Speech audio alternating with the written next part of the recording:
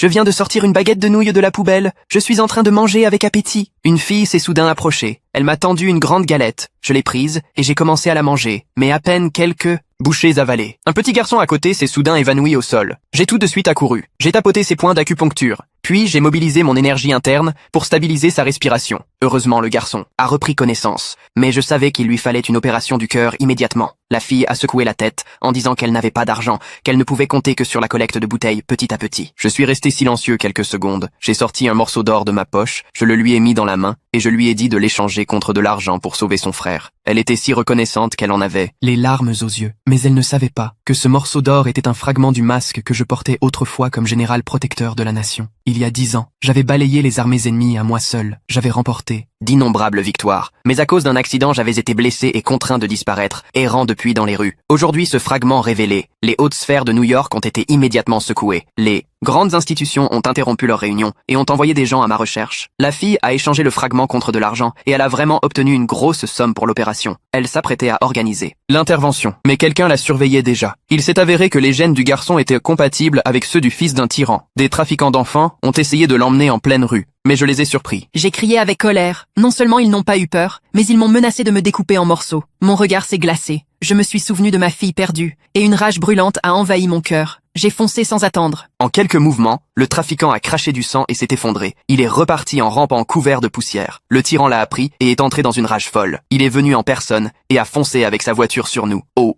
et au moment critique, j'ai protégé le frère et la sœur derrière moi et j'ai bloqué la voiture de force. La fille en pleurs m'a supplié de rester pour les protéger, mais je me suis retourné froidement. Je lui ai dit de rester loin de moi, et je suis parti sans un mot. Mais à l'instant suivant, le tyran est revenu avec des hommes pour bloquer la rue. Il voulait emmener la fille de force. Les passants voulaient intervenir, mais quand le tyran a sorti quelques lingots d'or, tout le monde s'est tu. La fille a crié mon nom avec désespoir. Je me suis arrêté pour ne pas révéler mon identité. J'ai sorti un sac de fragments et l'ai tendu au tyran, en demandant de laisser la fille tranquille. Mais le tyran a ricané. En disant que chez elle-même les fils électriques étaient en or et qu'il n'en avait rien à faire, il a même provoqué en public, en me disant de regarder la fille se faire démembrer. J'ai explosé de colère. Je me suis libéré des 2 gardes qui me retenaient. Le tyran fou de rage est venu m'attaquer lui-même. Mais il ne s'attendait pas à ça. Chaque coup qu'il me portait résonnait comme s'il frappait une plaque d'acier. Je l'ai repoussé d'un revers. Il a été projeté à plusieurs mètres, à peine relevé en hurlant. Soudain, des pas ordonnés ont retenti au bout de la rue. Les représentants des hautes sphères de New York avançaient lentement vers nous. Et je savais que l'ère du général protecteur de la nation allait recommencer.